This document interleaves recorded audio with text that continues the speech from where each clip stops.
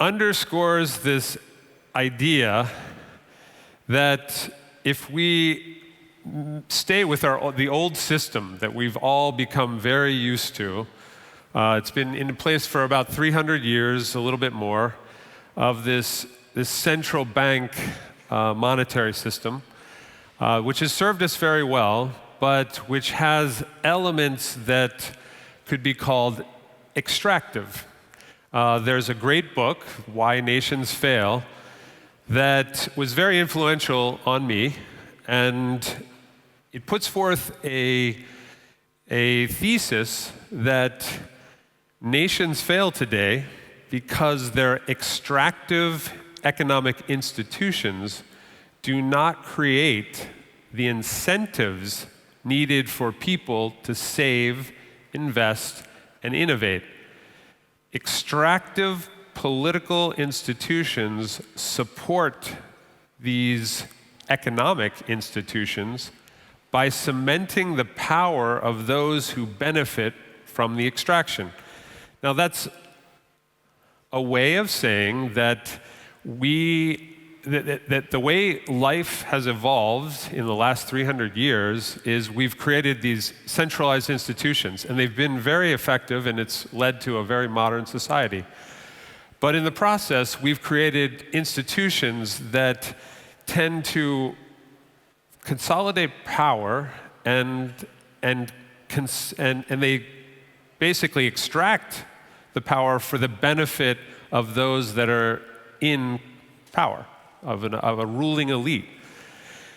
This is a model that, again, served us well, but we're in a paradigm shift right now. This is the very beginning of it, and it's a paradigm shift that is distributing power, and that's a good thing if it's done in the right way, because distributing that power is something that's much more stable, and this is talked about. There's a lot of great history that is in this book that talks about how that dynamic is working, where concentrated power ends up becoming less stable because it is so concentrated, and distributed power, which is, I think, what is exactly what the blockchain is about. It's about transparency and distribution of power beyond just a ruling elite, beyond just a few people making all the benefits and extracting all the benefits from a society. And so I believe that this is a pathway, and we now are in a situation where we can create systems that serve not just a ruling group that's in power, but that can be benefiting all the participants in a system. And there's a great example of this that occurred in Switzerland, and it's been very influential on me. And so everybody in here knows that Bitcoin, or at least a lot of you know that Bitcoin was created in 2009. And right around 2009, 2010, I was deeply involved in looking at complementary currencies. So these are currencies that sit side by side with the central monetary. So cryptocurrencies are complementary to our other currencies. And as I was learning about those, an example came into my experience of the Wir franc, it's called, W-I-R franc, Wir franc. It happened in Switzerland. And this was an idea it was right at the beginning of the 1930s, the Depression was going on. Banks started to become very tight with credit. And so some business people in Switzerland, not having access to bank credit, but yet having inventory and different elements to doing business with one another, they decided to create a trading circle, bond themselves in with their real estate, with a lien on their real estate to keep them true to the trading circle, and basically begin trading on credit that they've extended to themselves. So they took the bank out of the equation, and they started trading amongst themselves, keeping track of it in a fairly rudimentary way, but keeping track of it and keeping each other honest through this lien on their real estate.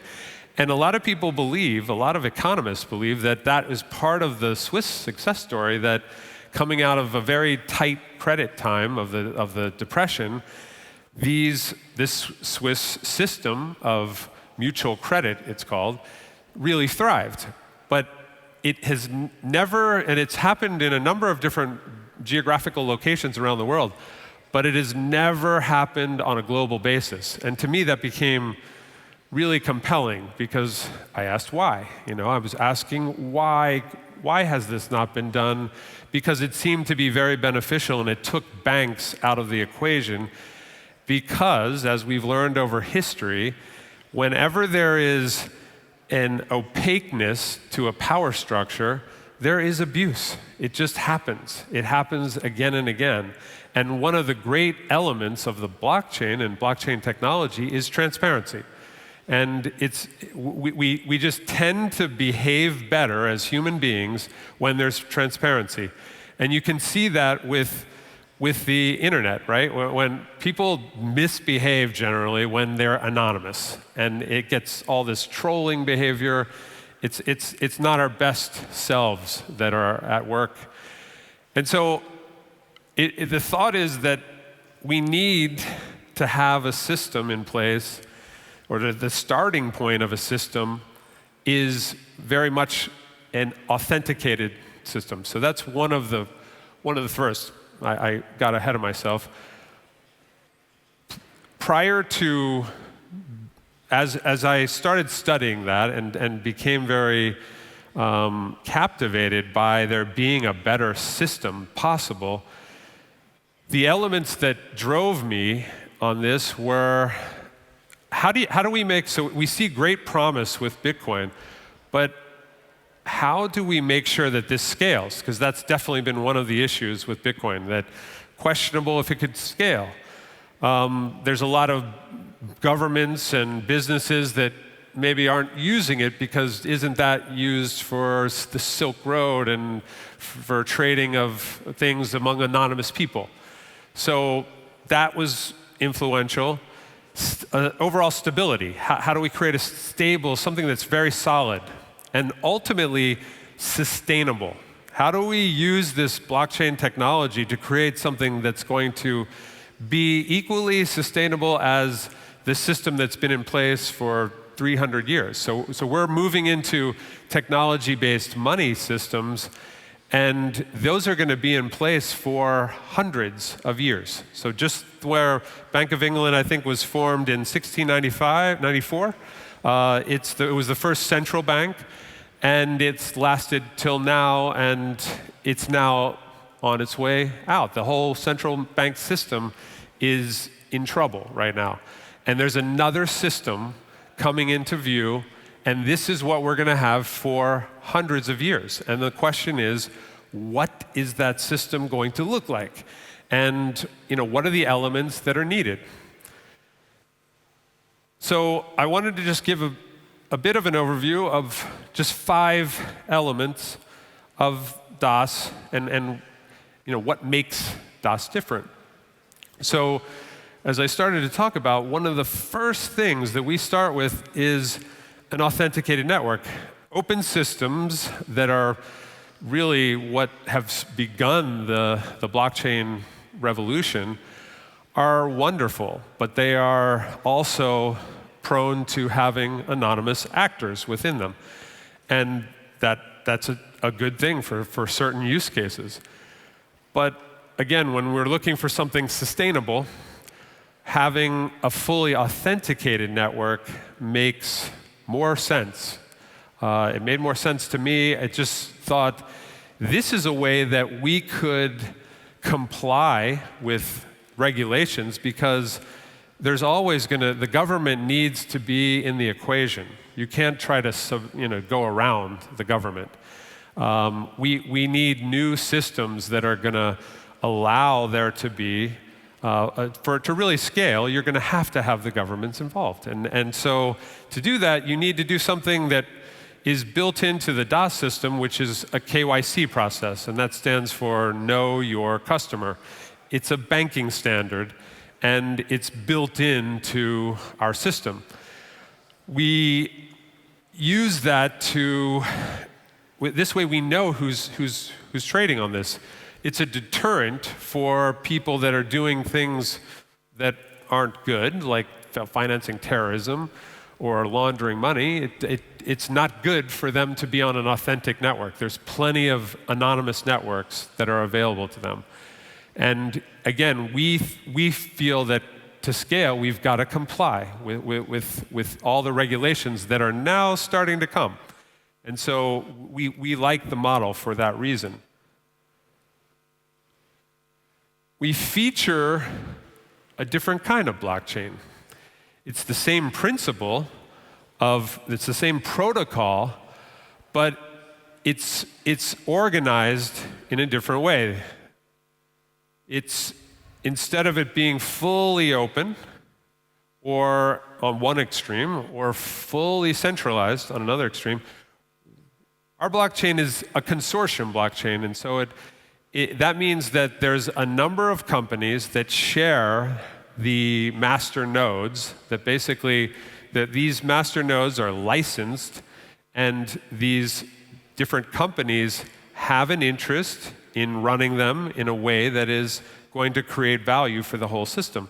So similar to that Veer-Frank mutual credit system, there is a vested interest in them operating together in a way it's transparent, it's blockchain protocol, and information can be shared on this blockchain exactly like an open system. So fully public information can be shared, and yet you can also have a situation where privacy can also be honored. So you have privacy without anonymity. So you know who's operating on this network, but you can still be private with the who is operating, but all the other information about a transaction that's on our blockchain is very transparent. So what it really ultimately does is provide a more efficient way of running a blockchain, yet still preserving the ideals of the blockchain, of this mutual distributed ledger. And there's a guy that many will know if there was great familiarity, very impressive, by the way, on the early part of this day with the knowledge of this group. So a lot of you may know the name Vitalik Buterin, and he is a well-known creator or founder of Ethereum, and he is one who has spoken on this idea that there's one true way to be blockchaining is completely wrong-headed. And this is something that you'll see in the community, within the crypto community. They want, I just feel it's a limiting thing when you have a whole new technology, and this technology is really turning on the world. The world is wanting to explore blockchain, and yet there's a lot of people that think there's really only one true way to do a blockchain. And I say that it's a limiting thought, because we have to explore the potential for having more efficient forms of blockchain that are operating in ways that are equally preserving the ideals. There's trade-offs in all the models. Like there's no one way of blockchaining that is perfect and then one that's not perfect. There all are trade-offs, like everything in life. And so we just take our blockchain is very efficient, and what's possible because of that are 6-second blocks. Those are confirmed transactions within 6 seconds. It's highly scalable for transactions. And up here you can just get a sense of that Bitcoin at its current current rate is about 3 transactions per second. Ethereum about 20 transactions per second. PayPal 115. You get into Visa, and they're capable of doing 56,000, but they're doing probably about 2,000. And this very efficient blockchain that is DasCoin's blockchain is capable of 100,000 plus transactions per second. And we built this blockchain. We have a development team that now has 30 people in Belgrade, Serbia, that built off of a code base that one of the top minds in the industry created, and that code base was the code that BitShares and Steam and EOS sits on. The creator was Daniel Larimer, and we used that and built further on it.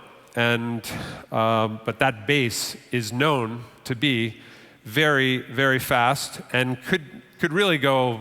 There's depending on what the equipment is on there, you can go well beyond these levels. So we like that as a backdrop for our system, and so it's very important that we have a very efficient blockchain, and we can do other things with those efficiencies that I'll get into.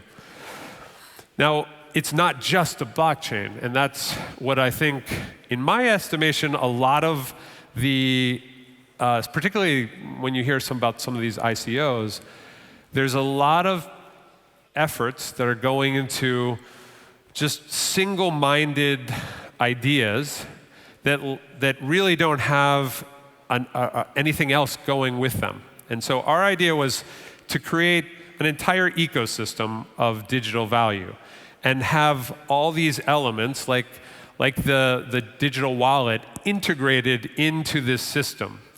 And we believe there's a lot of value that can be created by that integration. And so we're very much about an ecosystem. And we do believe that others in the space aren't fully seeing the possibilities of value creation that are there for ecosystems. Now, we also have and feel it's very important to have a decentralized wallet. And it's not the purest of pure decentralized, meaning that it's downloaded onto a computer. Right now, it's part of a system, but the access to this system and the movement of assets within our system, our digital wallet system, is completely dependent on having a device. It's a USB type device. I have one here. Looks like a USB. It has a screen on it, and we call this a validator. And it's a required element on many. There's other cryptocurrencies that can use that kind of a hardware device, and that's a nice-to-have element. We thought it made sense to protect all of our currency users, and so we require that you have this device. And it's only with that device that you're able to move, or you can access and see, it's kind of in a read-only format, your wallet without this device. But you cannot move or trade, sell, buy without this device. And so it's a really important factor. And rather than, within a lot of the cryptocurrency community, it's a do-it-yourself situation. You got to be an expert to find out how to use one of these hardware devices, and then you have to go through all the steps to try to get your existing wallet integrated into this. We want to take you by the hand and bring you to this place where you have complete control over your digital assets. And that's not an easy thing to do, because a lot of people don't even want the responsibility of what happens in this decentralized age.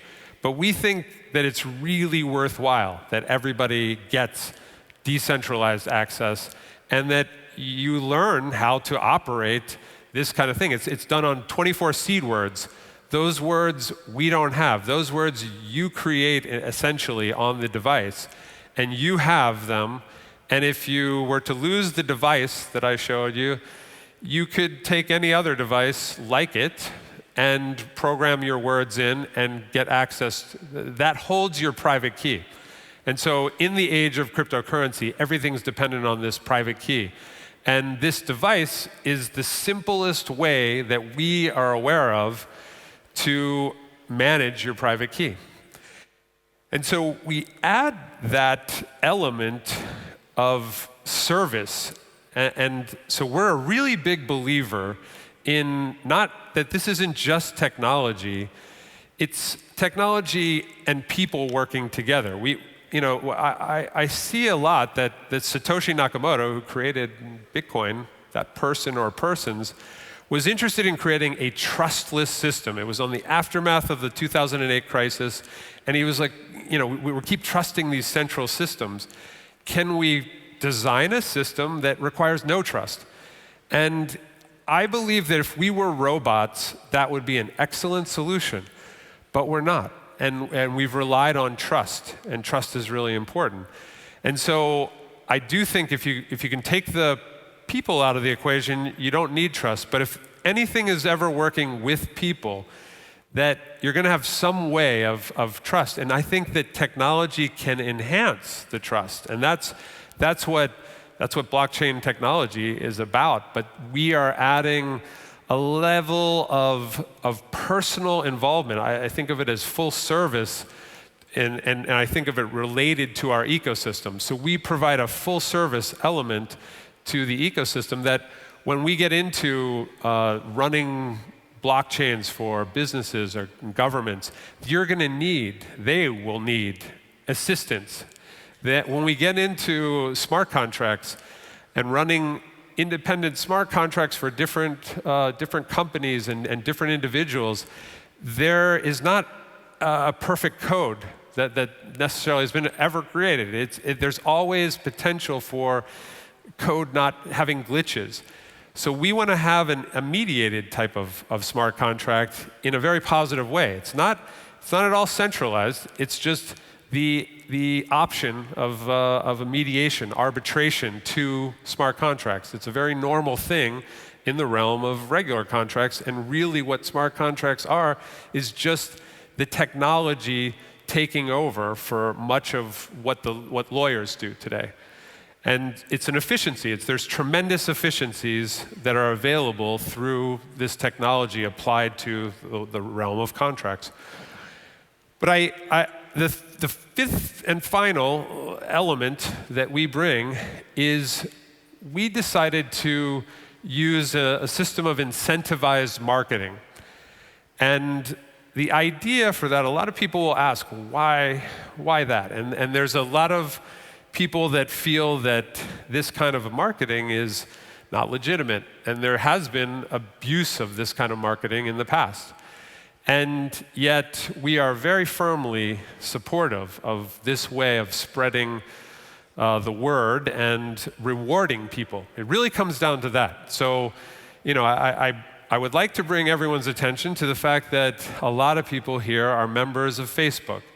And Facebook has built a huge network, and it's close to 2 billion people, I believe.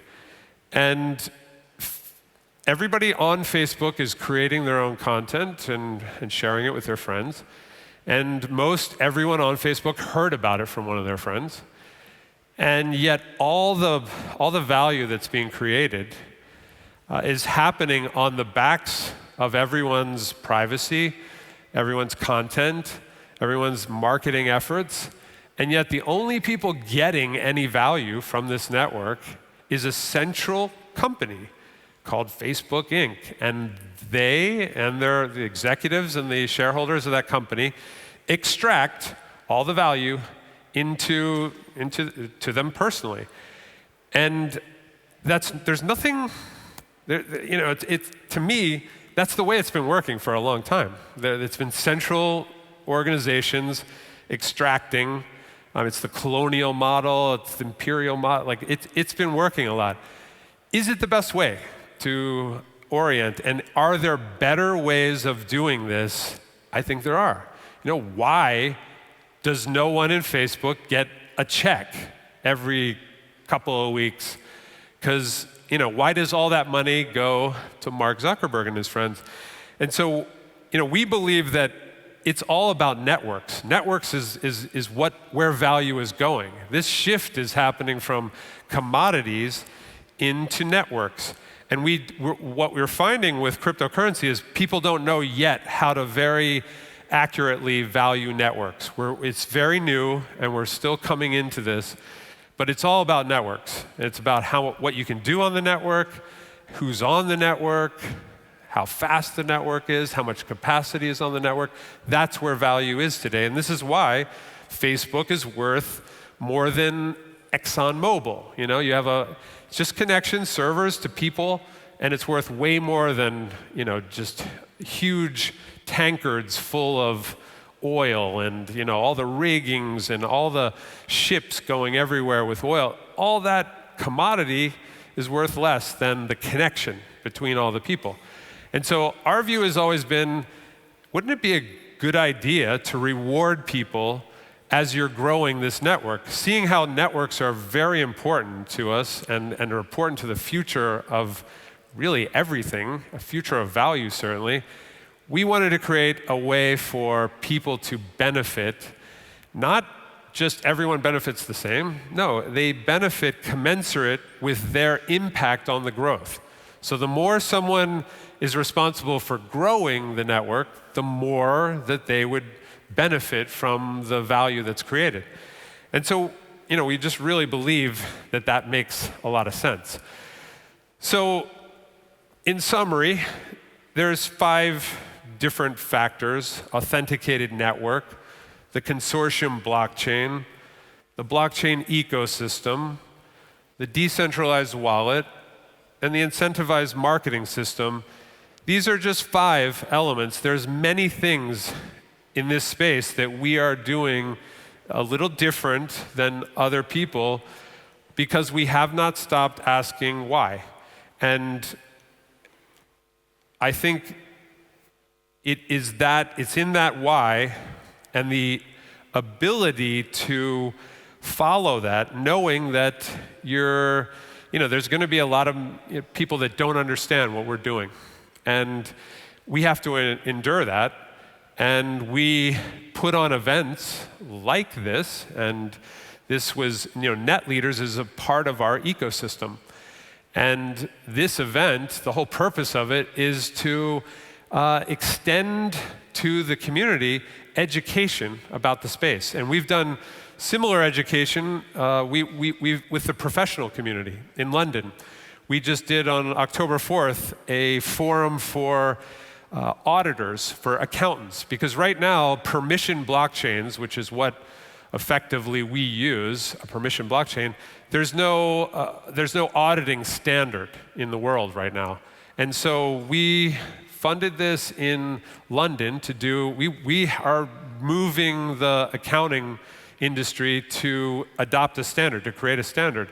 We had the Big Four was at that, as well as many other accounting firms, and they were at that trying to figure out, well, how do we account? They don't even have it down how they account for Bitcoin, and we're needing them to account for, we want to know how to audit a permission blockchain. The open blockchain doesn't need it; it's fully transparent, but there's a lot of drawbacks to that as well. So again, there's trade-offs.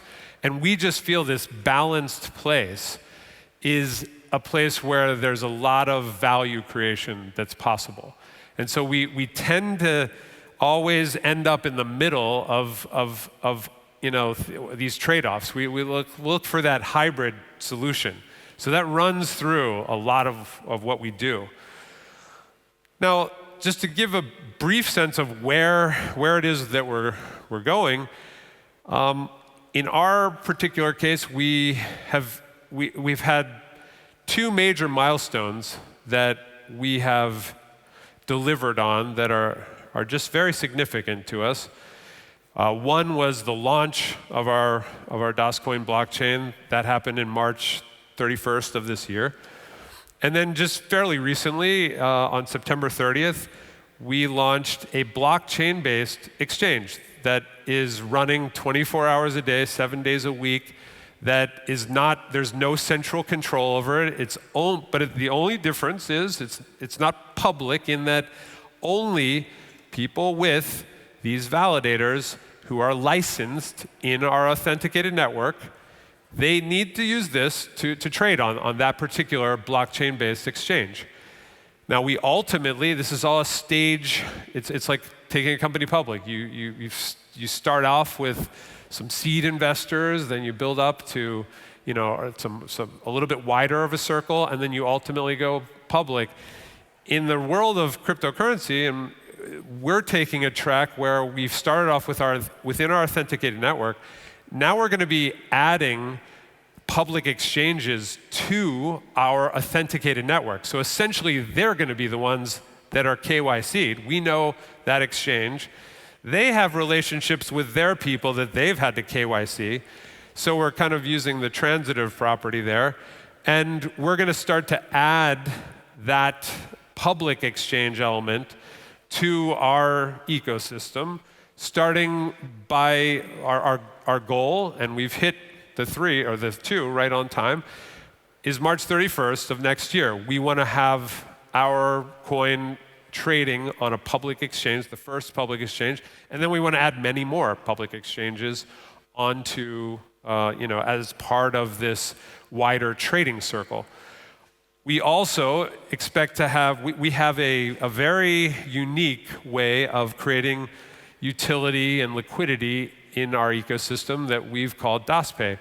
And it's a very exciting way where automatically using a credit card, essentially, or it's a MasterCard or Visa, you're using the rails of MasterCard and Visa, but instead of you transacting in a fiat currency for that, you are basically going to be selling your DAS coins in order to facilitate that transaction. And it happens nearly instantaneously.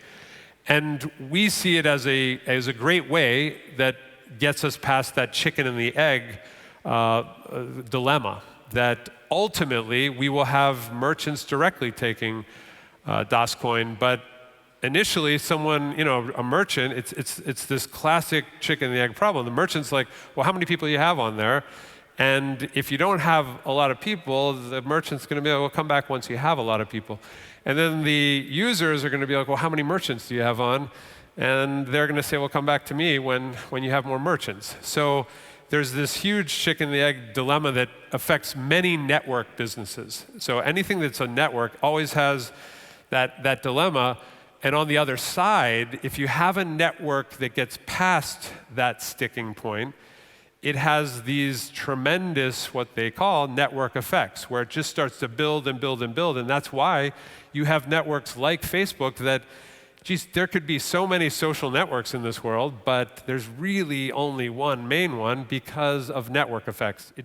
There's so many people on Facebook that, as far as the social network's concerned, why go anywhere else? And so it's because of that we feel that this model is really important, because we do believe that in time, whoever is offering the service, that whoever cracks this equation is going to have tremendous longevity. And it because of the network effects. So the key right now is figuring out what is that perfect solution, but we believe that people play a big role in that. And that's why we are really looking to have a more full service type of offering. We want to leverage people in the equation. We want to reward people that are expanding our network. It's all about networks. So it's just an important element that to our DNA that I want to convey to everyone. And really, what along the lines of the why, this quote comes to mind. and it's from Robert F. Kennedy, and he said, "There are those that look at things the way they are and ask why. I dream of things that never were and ask why not. And I believe that you can't stop it just at the dreaming." And so I think the why is where you start on the solution path. And then you got to start to ask, you got to put together a plan, and then you got to start asking why not, and you got to start moving on your plan. And that's been the philosophy of where, what's behind what DAS has been thus far and where we are right now. And so I just wanted to share that with everybody. So thank you very much, and I appreciate your time. Thank you.